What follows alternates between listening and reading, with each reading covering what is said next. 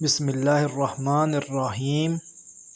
حدیث مبارکہ حضرت انس رضی اللہ تعالی عنہ سے روایت ہے کہ حضور صلی اللہ تعالی علیہ وسلم نے فرمایا کہ 3 چیزیں جس شخص میں ہوں وہ ایمان کی مٹھاس پائے گا۔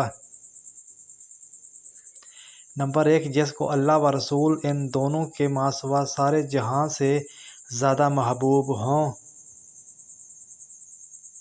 نمبر 2، اور جو کسی آدمی سے خاص اللہ ہی کے لیے محبت رکھتا ہو۔